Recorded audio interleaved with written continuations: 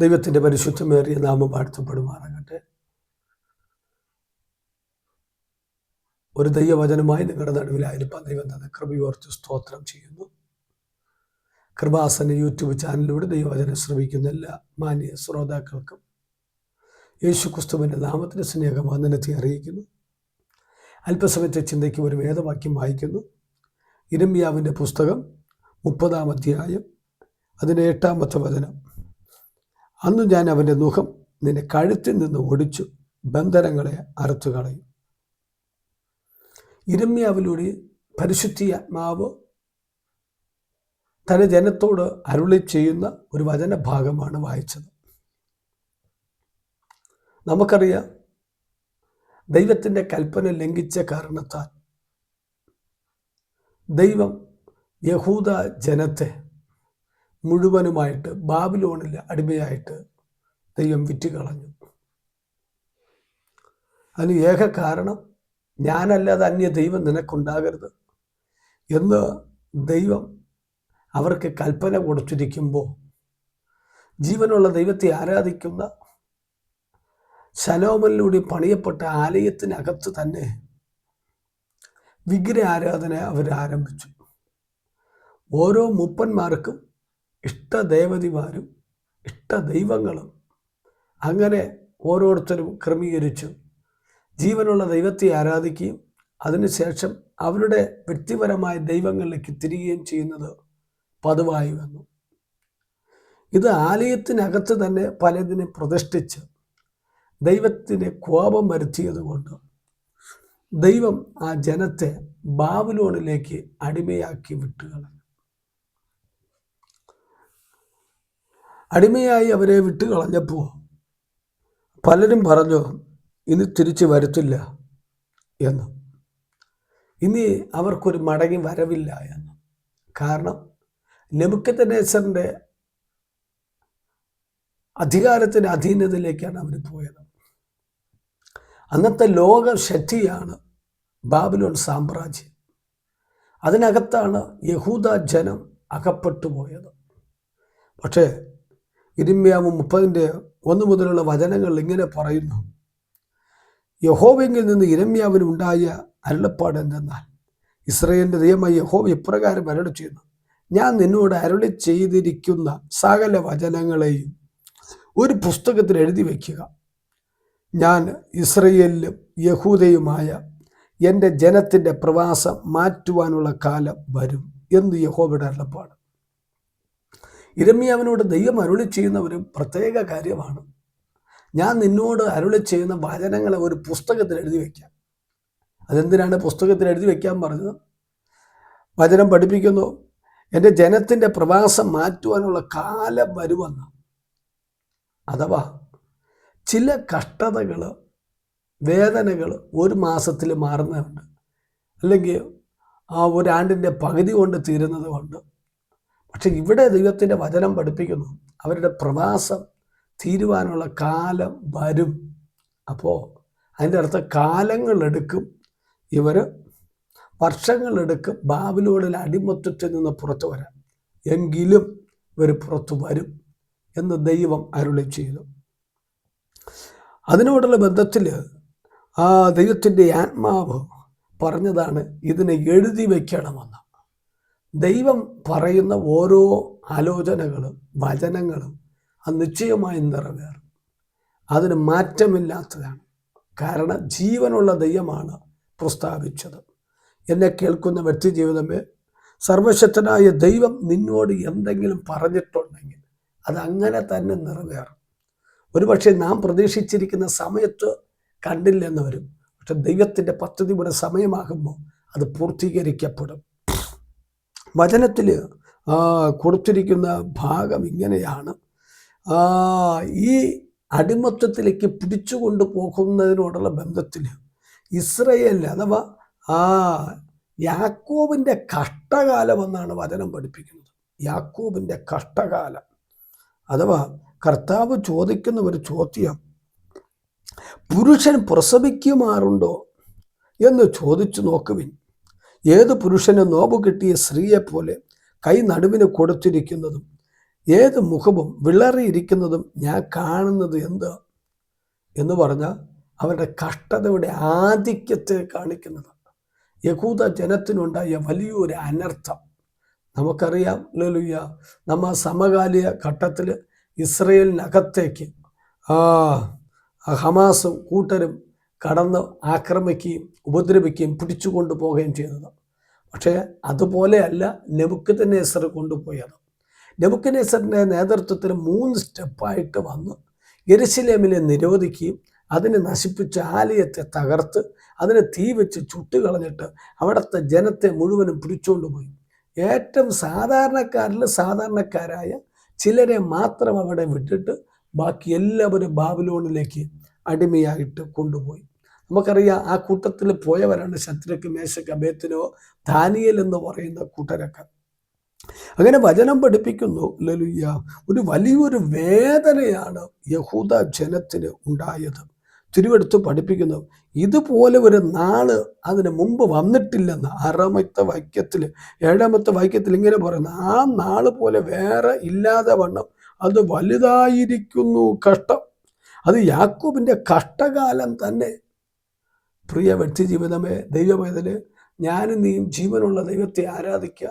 ദൈവം തിരഞ്ഞെടുത്ത് വേർതിരിച്ചിരിക്കുമ്പോൾ ആ ദൈവത്തിന് കൊടുക്കേണ്ട മഹത്വം വിഗ്രഹങ്ങൾക്കും ആ ദൈവത്തിന് കൊടുക്കേണ്ട മഹത്വം മനുഷ്യർക്ക് കൊടുക്കുമ്പോൾ ദൈവത്തിൻ്റെ കോപം നമ്മുടെ മേലേക്ക് ഇറങ്ങി വരും. ഹല്ലേലൂയ. വചനം പഠിപ്പിക്കും, ഞാനല്ലാതെ അന്യ ദൈവം നിനക്ക് ഉണ്ടാകരുത്. അങ്ങനെ ദൈവത്തിൻ്റെ കൽപ്പന ഇരിക്കുമ്പോൾ ആ ദൈവകൽപ്പനയ്ക്ക് വിരുദ്ധമായി നമ്മൾ ജീവിക്കാൻ പാടില്ല. നമ്മുടെ ജീവിതത്തിലെ മുഴുവൻ മഹത്വം ദൈവത്തിനായിരിക്കണം. ദൈവമാണ് നമ്മളെ തിരഞ്ഞെടുത്തത്, ദൈവമാണ് നമ്മളെ അനുഗ്രഹിച്ചത്, ദൈവമാണ് നമ്മളെ രക്ഷിച്ചത്, ദൈവമാണ് നമ്മളെ ഉയർത്തിയത്. ആയതിനാൽ ഈ ദിവസങ്ങൾ ദൈവത്തെ ഭയപ്പെട്ട് ദൈവകൽപ്പനകളെ അനുസരിച്ച് ജീവിക്കട്ടെ. ദൈവകൽപ്പന ലംഘിച്ച യഹൂദ ജനം ബാബിലോണിലെ പ്രവാസത്തിലേക്ക് പോയി. ഈ കാലഘട്ടത്തിലും ചില പ്രവാസങ്ങളിലേക്ക് ഞാനും നിങ്ങളും വഴുതി പോകാറുണ്ട്. രോഗമാകുന്ന, കഷ്ടതയാകുന്ന, കടഭാരങ്ങളാകുന്ന, ഞെരുക്കങ്ങളാകുന്ന ചില കേസുകൾ, ചില പ്രശ്നങ്ങൾ, ചില വീട്ടിനകത്ത് തന്നെ പുറത്തു പറയാൻ കഴിയാത്ത പ്രതിസന്ധികൾ, ഇങ്ങനെ പല വിധത്തിലുള്ള ആ കടബാധ്യതകളെല്ലാം ഇങ്ങനെ വളർന്നു വരാറുണ്ട്. ഇതെല്ലാം ഓരോ തരത്തിലുള്ള ഒരു പ്രവാസഘട്ടമാണ്. ചിലത് വന്ന ചില വർഷങ്ങളെടുക്കും അത് മാറിപ്പോകണമെങ്കിൽ.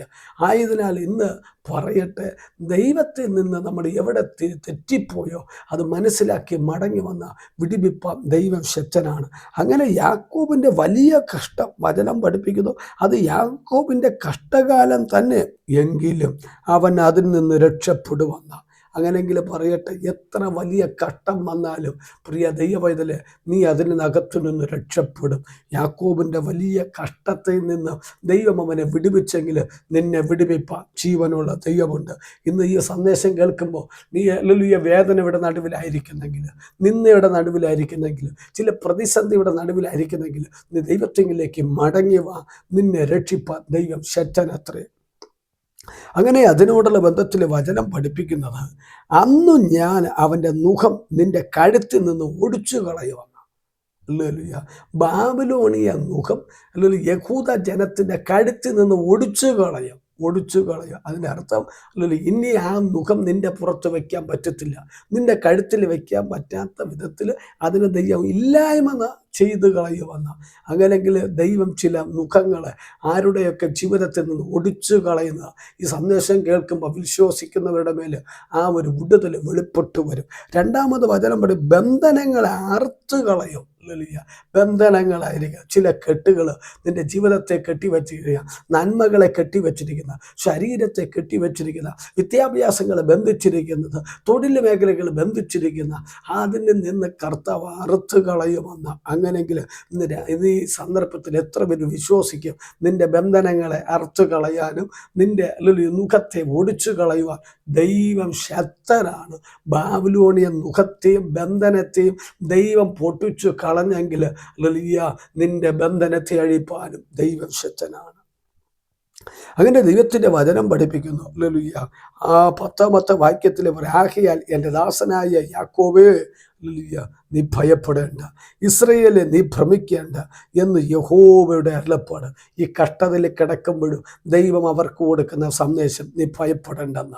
ഹല്ലേലൂയ, ദൈവം അവർക്ക് കൊടുക്കുന്ന സന്ദേശം, നീ ഭ്രമിക്കേണ്ടെന്ന. കഷ്ടതയിൽ വേദനയിലിരിക്കും, ഞാൻ ഇന്ന് എന്ത് ചെയ്യും, എങ്ങനെ പുറത്തു വരും, ഇന്ന് എൻ്റെ ജീവിതത്തിൽ ഒരു വഴിയില്ലല്ലോ, അല്ലെങ്കിൽ ഒരു മുഖാന്തരമില്ലല്ലോ എന്ന് നീ ഓർത്ത് അല്ലെങ്കിൽ ഭാരപ്പെടുമ്പോൾ, അല്ലെങ്കിൽ പരിശുദ്ധിയാത്മ വചനത്തിലൂടെ പറയട്ടെ, നീ ഭയപ്പെടേണ്ട, അല്ലെങ്കിൽ നീ ഭ്രമിക്കേണ്ട എന്ന് ദൈവത്തിൻ്റെ അരുളപ്പാട്. ഹല്ലേലൂയ, ദൈവത്തെങ്കിലേക്ക് മടങ്ങി വന്ന കർത്താവ് നിന്നെ രക്ഷിക്കും, ദൈവം നിന്നെ പരിപാലിക്കും, നിന്നെ മടക്കി കൊണ്ടുവരാൻ ദൈവം ശക്തനാണ്. ഹല്ലേലൂയ, വചനം പഠിപ്പിക്കുന്നു. ഹല്ലേലൂയ, ആരും നീ അവനെ ഭയപ്പെടുത്തുകയില്ല, നിന്നെ രക്ഷിപ്പം ഞാൻ നിന്നോട് കൂടെ ഉണ്ട്. ഒരു പക്ഷേ നീ ദൈവത്തിൽ നിന്ന് അകന്നു പോയ വ്യക്തിയായിരിക്കും, മടങ്ങി വന്ന കർത്താവ് നിന്നോട് കൂടെ ഇരിക്കും. ഹല്ലേലൂയ, തിരുവെടുത്ത് പഠിപ്പിക്കുന്നത് ഇങ്ങനെയാണ്. അതിൻ്റെ 11-ാമത്തെ വാക്യത്തിൽ, ഞാൻ മുടിച്ചു കളയയില്ല, എങ്കിലും ഞാൻ നിന്നെ മുടിച്ചു കളയില്ലെന്നാണ്. ശിക്ഷിക്കുന്നത് ഹല്ലേലൂയ ദൈവത്തിൻ്റെ ഹല്ലേലൂയ അപ്പൻ എന്നുള്ള ഹല്ലേലൂയ പദവിയോടുള്ള ബന്ധത്തിലാണ് ശിക്ഷണം വെളിപ്പെടുന്നത്. അപ്പനും മക്കളും തമ്മിൽ, മക്കൾ തെറ്റ് ചെയ്യുമ്പോൾ അപ്പൻ ശിക്ഷിക്കാറുണ്ട്. അതുപോലെ വചനം പഠിപ്പിക്കുന്നത്, ഞാൻ ന്യായത്തോടെ ശിക്ഷിക്കും, ശിക്ഷിക്കാതെ വിടുകയില്ലാതാനും. ദൈവ മക്കൾ ചെയ്യുന്ന ഓരോ തെറ്റിനും ശിക്ഷ ഉണ്ട്. ദൈവം ശിക്ഷിക്കുന്ന ദൈവമാണ്. ശിക്ഷിക്കുന്ന ദൈവമാണെങ്കിൽ തന്നെയും ദൈവം നമ്മളെ നാശത്തിന് വിട്ടുകൊടുക്കില്ല, തകർന്നു പോകാൻ വിട്ടുകൊടുക്കത്തില്ല, നശിച്ചു പോകാൻ വിട്ടുകൊടുക്കത്തില്ല. ദൈവമക്കളെ ചില ശിക്ഷണങ്ങൾ നമ്മളെ രക്ഷിക്കാൻ, നമ്മളെ തിരുത്തി കൊണ്ടുവരാൻ ദൈവ സ്നേഹത്തിലൂടെ നിന്ന് വെളിപ്പെട്ട് വരുന്നതാണ്. ദൈവമായിട്ടുള്ള അല്ലെങ്കിൽ മനസ്സലിവിൽ നിന്ന് അല്ലെങ്കിൽ നീ തകർന്നു പോകാതിരിക്കാൻ ദൈവം ചില ശിക്ഷണങ്ങളിലൂടെ നടത്തുന്നതാണ് നമുക്ക് മനസ്സിലാക്കാൻ കഴിയുന്നത്. അതുകൊണ്ട് വചനം പഠിപ്പിക്കുന്ന, ഞാൻ നിന്നെ ന്യായത്തോടെ ശിക്ഷിക്കും, ന്യായരഹിതമായി എൻ്റെ ദൈവം നിൻ്റെ മേലെ ദുഃഖം വയ്ക്കത്തില്ല, നിൻ്റെ മേലെ ഒരു ശിക്ഷ വരുത്തില്ല. വരുന്നുണ്ടെങ്കിൽ, ദൈവം ശിക്ഷിക്കുന്നുണ്ടെങ്കിൽ അത് ന്യായമായ ശിക്ഷയാണ്. ന്യായമായ ശിക്ഷ എന്ന് പറഞ്ഞാൽ നമ്മുടെ പ്രവൃത്തി ദോഷം കൊണ്ട് വന്നതാണ്, നമ്മുടെ ജീവിതത്തിലെ പാപപ്രവൃത്തികൾ കൊണ്ട് വന്നതാണ്, ദൈവത്തെ നമ്മൾ കോപിപ്പിച്ചത് കൊണ്ട് വന്നതാണ്. അങ്ങനെയെങ്കിൽ ഈ സന്ദർഭത്തിൽ പറയട്ടെ, നമ്മുടെ അനുസരണക്കേടുകളെ വിട്ടു ദൈവത്തിലേക്ക് മടങ്ങി വന്ന ഹല്ലേലൂയ നമ്മളെ രക്ഷിക്കുന്ന ദൈവമത്രേ. ഈ ശിക്ഷ യഹൂദ ജനത്തിന് വന്നപ്പോൾ വചനം പഠിപ്പിക്കുന്നത് ഹല്ലേലൂയ അതിനോടുള്ള ബന്ധത്തിൽ ഇങ്ങനെ 12-ാമത്തെ വചനത്തിൽ 30:12 ഇരമ്യാ 30:12 പറയും, യഹോവ ഇപ്രകാരം അരുളിച്ചെയ്യുന്നു, നിന്റെ പരുക്ക് മാറാത്തതും നിന്റെ മുറിവ് വിഷമമുള്ളതുമാകുന്ന. ദൈവം വരുത്തുന്ന പരുക്ക് അത് ഈ ലോകത്തെ കൊണ്ട് മാറ്റാൻ കഴിയത്തില്ല, ഈ ലോകത്തിലെ ഡോക്ടേഴ്സിനെ കൊണ്ട് മാറ്റാൻ കഴിയത്തില്ല, ഹല്ലേലൂയ ഏത് വൈദ്യന്മാരെ കൊണ്ട് മാറ്റാൻ കഴിയത്തില്ല. നിന്റെ പരുക്ക് മാറാത്തതും നിന്റെ മുറിവ് വിഷമമുള്ളതുമാകുന്ന എന്ന് പറഞ്ഞാൽ ഹല്ലേലൂയ വേദനാജനകമായ ജീവിതത്തിൽ ചില മുറിവുകൾ വരും, കുടുംബത്തിനകത്ത് ചില മുറിവുകൾ വരും, പുറത്തു പറയാൻ കഴിയാത്ത ചില മുറിവുകൾ വന്നെന്ന് വരും. ഹല്ലേലൂയ, ഈ സന്ദർഭത്തിൽ വചനം കേൾക്കുന്ന വ്യക്തി ജീവിതമേ, നിന്റെ ജീവിതത്തിൽ ചില മുറിവുകൾ മാറാതിരിക്കുന്നെങ്കിൽ അതിനെ മാറ്റുവാൻ ദൈവം ശക്തനാണ്. വചനം പഠിപ്പിക്കുന്ന, നിന്റെ മുറിവ് വിഷമമുള്ളതുമാകുന്നു, നിന്റെ വ്യവഹാരം നടത്തുവാൻ ആരുമില്ല. ദൈവം മുറിപ്പെടുത്തുമ്പോൾ, ദൈവം ഹല്ലേലൂയ വേദന ഹല്ലേലൂയ ശിക്ഷിക്കുമ്പോൾ ഹല്ലേലൂയ ആർക്കും നിന്നെ ആശ്വസിപ്പിക്കാൻ കഴിയത്തില്ല, എല്ലാവരും മാറിപ്പോകും, നിന്റെ വ്യവഹാരം നടത്താൻ ആരും കാണത്തില്ല. അടുത്ത 13-ാമത്തെ വാക്യത്തിൽ ഇങ്ങനെ പറയുന്നത്, നിന്റെ മുറിവിന് ഇടുവാൻ മരുന്നുമില്ല, കുഴമ്പുമില്ലെന്ന്. നിന്റെ മുറിവിന് ഇടുവാൻ മരുന്നും കുഴമ്പും ഇല്ല എന്ന് പറഞ്ഞാൽ ഈ ലോകത്തിൽ ഒരു ചികിത്സയ്ക്കും നിന്നെ രക്ഷിക്കാൻ കഴിയത്തില്ല. ദൈവം അടിച്ചിട്ട് നിനക്ക് രോഗം വന്നെങ്കിൽ ഇവിടുത്തെ ചികിത്സ കൊണ്ട് അത് മാറത്തില്ല.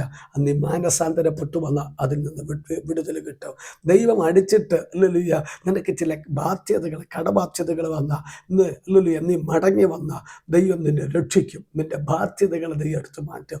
ദൈവം അടിച്ചിട്ട് നിനക്കൊരു ദാരിദ്ര്യം വന്നെങ്കിൽ ദൈവസനയിലേക്ക് മടങ്ങി വാ, കർത്താവ് അതിൽ നിന്ന് വ്യത്യാസം തരും.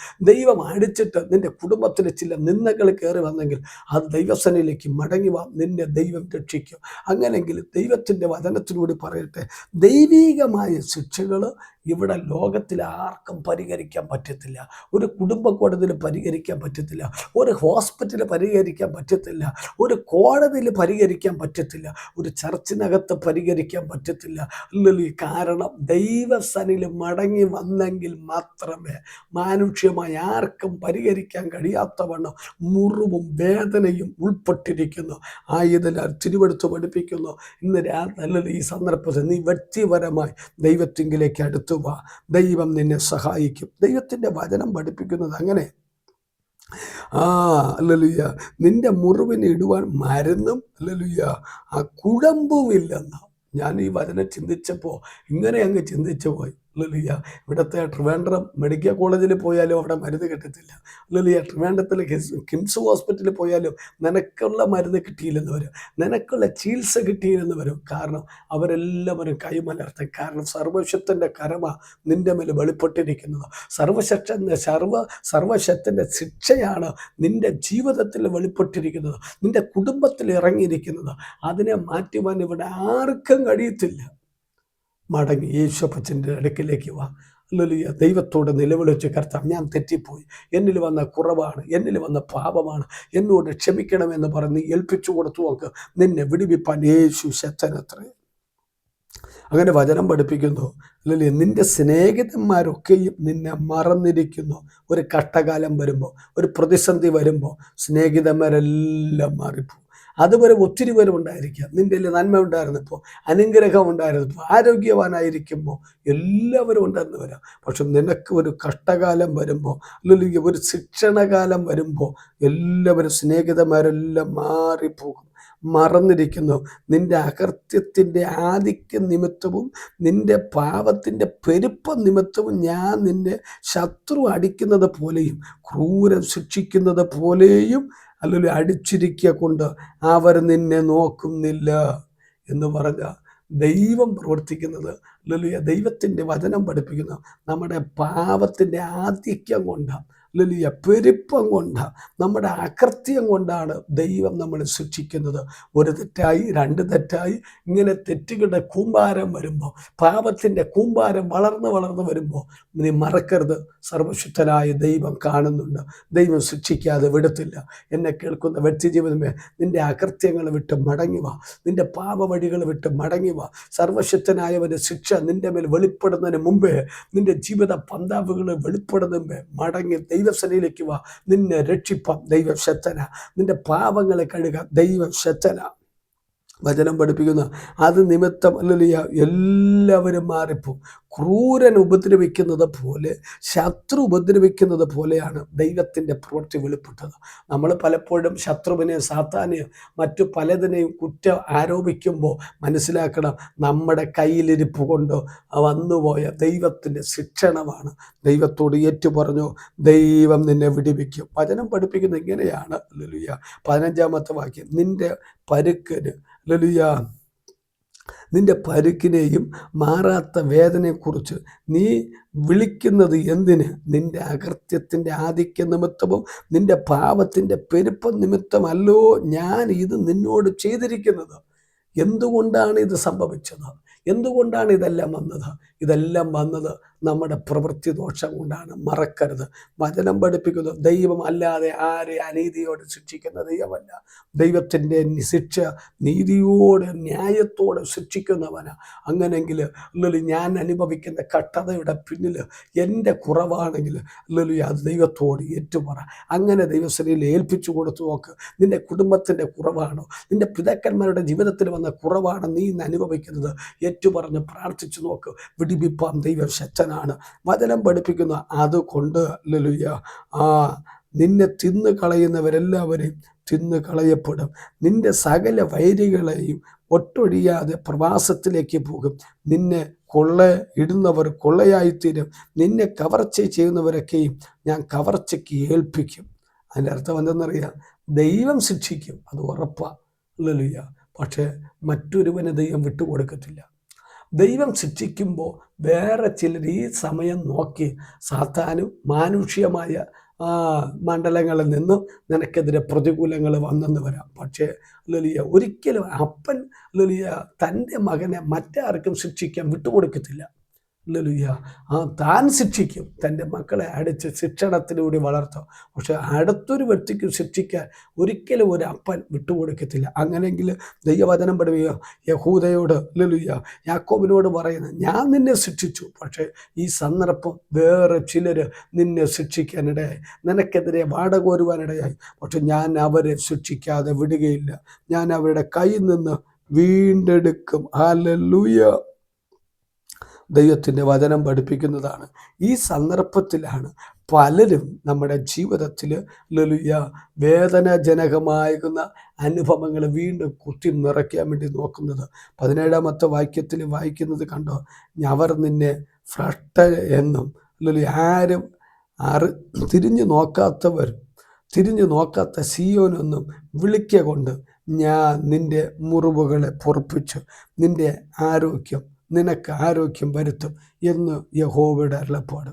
അഥവാ അവിടെ പറയുന്നുണ്ടോ, ഈ സന്ദർഭത്തിൽ ചിലർ നിന്നെ വിളിക്കും, നീ ഭ്രഷ്ടൻ എന്ന് വിളിക്കും, ആരും നിന്നെ തിരിഞ്ഞു നോക്കാത്ത സിയോൻ എന്നും വിളിക്കൊണ്ട് എന്ന് പറഞ്ഞ പുതിയ ഇരട്ട പേരുകൾ, മറ്റു പല വാക്കുകൾ നിന്നെ നിന്ദിക്കാൻ ഉപയോഗിക്കും. പല പേരിലാൽ നിന്നെ പരിഹസിക്കാൻ തുടങ്ങും. പക്ഷേ വചനം പഠിപ്പിക്കുന്നു, ദൈവം നിന്നെ രക്ഷിക്കും. കുഞ്ഞെ, ദൈവം നിന്നെ വിടുവിക്കും. സഹോദരി, മാതാവേ, പിതാവേ, സഹോദര, നിന്നെ വിടുവിക്കുന്ന ഒരു ദൈവമുണ്ട്. ഈ സന്ദേശം കേൾക്കുമ്പോൾ നീ നാളുകളായി എനിക്കെന്തുകൊണ്ട് ഇങ്ങനെ വന്നു, എൻ്റെ ജീവിതം ഇങ്ങനെ പോകാൻ കാരണം, ഈ രോഗം മാറാത്തതെന്താണ്, ഈ ഞെരുക്കം മാറാത്തതെന്താണ്, എനിക്കെന്തുകൊണ്ട് ഒരു വഴി തുറന്നു വരുന്നില്ല എന്ന് നീ ചിന്തിച്ച് ഭാരപ്പെടുന്നെങ്കിൽ ഇന്ന് ഈ സന്ദർഭത്തിൽ പറയട്ടെ, ഇത് സർവശക്തനായ ദൈവത്തിൻ്റെ കരമാണ്. ആ ദൈവത്തിൻ്റെ കരം നിൻ്റെ മേൽ ഭാരമായിരിക്കുന്നു. ഈ സന്ദർഭത്തിൽ ദൈവമേ എന്നെ രക്ഷിക്കണം, എൻ്റെ പാപമാണ് ഇതിനെല്ലാം കാരണം, എൻ്റെ കുടുംബത്തിൻ്റെ പാപമാണ്, എൻ്റെ അനുസരണക്കേടാണ് ഇതിനെല്ലാം കാരണമെന്ന് നീ സമ്മതിച്ചു ദൈവസനയിലേക്ക് മടങ്ങി വന്ന നിന്നെ രക്ഷിപ്പാൻ ദൈവശക്തനാ. വചനം പഠിപ്പിക്കുന്ന, ഞാൻ നിൻ്റെ മുറിവുകളെ പൊറുപ്പിക്കും. ദൈവത്തിന് മാത്രമേ നിൻ്റെ മുറിവ് പൊറുപ്പിക്കാൻ കഴിയത്തുള്ളൂ. നിന്റെ വേദന മാറ്റുവാൻ ദൈവത്തിന് മാത്രമേ കഴിയത്തുള്ളൂ. വചനം പഠിപ്പിക്കും, ഞാൻ നിന്റെ മുറിവുകളെ പൊറുപ്പിച്ചു, നിനക്ക് ആരോഗ്യം വരുത്തും എന്ന് യഹോവയുടെ അരുളപ്പാട്. യഹൂദ ജനത്തെ അഥവാ യാക്കോബിൻ്റെ സന്തതികളെ നോക്കിയിട്ട് ദൈവം പറയും, ഞാൻ പൊറുപ്പിക്കും, ഞാൻ നിന്റെ മുറിവുകളെ പൊറുപ്പിക്കും, ഞാൻ നിനക്ക് ആരോഗ്യം വരുത്തും. നമുക്ക് ആരോഗ്യം തരുന്ന ദൈവം നിൻ്റെ ജീവിതത്തിൽ ആരോഗ്യം വരുത്തും. നിൻ്റെ ബിസിനസ് മേഖലയിൽ ആരോഗ്യം വരുത്തും. നിൻ്റെ വിദ്യാഭ്യാസ മേഖല ദൈവം അനുഗ്രഹിക്കും. തകർന്നു പോകാൻ ദൈവം അനുവദിക്കത്തില്ല. ഈ സന്ദർഭത്തിൽ യേശുപ്പച്ച എന്നോട് ക്ഷമിക്കണം, എൻ്റെ പാപമാണ് ഞാനിങ്ങനെ ആയിത്തീരാൻ കാരണം. ഇത് സർവശക്തൻ്റെ ശിക്ഷയാണ് എനിക്ക് ഈ ഒരു അപകടം വന്നത്, അനർത്ഥം വന്നത്, ഈ ഞെരുക്കം വന്നത്, ഈ കഷ്ടം വന്നത് എൻ്റെ കുറവ് കൊണ്ടാണ്. ഞാൻ സമ്മതിക്കുന്നു, എനിക്ക് സ്വസ്ഥതയില്ലാത്തത്, എനിക്ക് സമാധാനമില്ലാത്തത് എൻ്റെ പാപമാണ്. ഈ ആത്മഹത്യ ചിന്തകൾ കൊണ്ടിരുന്ന ജീവിക്കേണ്ടെന്നുള്ള ചിന്തകളും വിചാരങ്ങളും കൊണ്ടുവരുന്നത് അതെൻ്റെ പാപമാണ്. ഇന്ന് നീ ഒന്ന് ഏൽപ്പിച്ചു കൊടുത്താൽ നിന്നെ ദൈവം വിടുവിക്കും. ഒരു നിമിഷം കണ്ണടച്ച് പ്രാർത്ഥിക്കാം. സ്വർഗീയ പിതാവ്, ഈ യൂട്യൂബ് ചാനലിലൂടെ ഈ സന്ദേശം കേൾക്കുന്ന ഓരോ വ്യക്തികളെ പരിശുദ്ധി ആത്മാവ് അവരെ രക്ഷിക്കണമെന്ന് പ്രാർത്ഥിക്കുന്നു. നീ അവൻ്റെ കഴുത്തിൽ നിന്ന് മുഖങ്ങളെ ഒടിച്ചു കളയും, ബന്ധനങ്ങളെ അറുത്തു കളയും. അന്ന വചനപ്രകാരം അകർത്യ നിമിത്തം പാപനിമിത്തം ശിക്ഷിച്ചുവെങ്കിലും അപ്പൻ വീണ്ടും തൻ്റെ മക്കളെ സ്നേഹിക്കുന്നത് പോലെ ഈ സന്ദേശം കേട്ട് സമർപ്പിക്കുന്നവരെ ദൈവം വീണ്ടെടുക്കുന്നത് കൊണ്ട് സ്തോത്രം ചെയ്യുന്നു. ഇവരുടെ മുറിവുകൾ കെട്ടുന്നതുകൊണ്ട് സ്തോത്രം ചെയ്യുന്നു. ഇവർക്ക് ആരോഗ്യം വരുത്തുന്നതുകൊണ്ട് സ്തോത്രം ചെയ്ത കർത്താവേ, എല്ലാ പ്രതിസന്ധികളും മാറട്ടെ. ഈ സന്ദേശം കേൾക്കുമ്പോൾ ഉള്ളുകൊണ്ട് ഉരുകി എന്നെ രക്ഷിക്കണമെന്ന് പറയുന്ന വ്യക്തി ജീവിതങ്ങളെ ദൈവം വിടിവിക്കണമേ എന്ന് പ്രാർത്ഥിക്കുന്നു. അനർത്ഥങ്ങളും ഭയങ്ങളും വേദനകളും മാറിപ്പോകട്ടെ. തീരാ രോഗബന്ധനങ്ങൾ അഴിയട്ടെ. യേശുവിൻ്റെ നാമത്തിൽ പ്രാർത്ഥിച്ച് അനുഗ്രഹിക്കുന്നു. ക്രിസ്തുയേശുവിൻ നാമത്തിൽ തന്നെ. ആമേൻ, ആമേൻ, ആമേൻ. ദൈവം അനുഗ്രഹിക്കട്ടെ. Praise the Lord.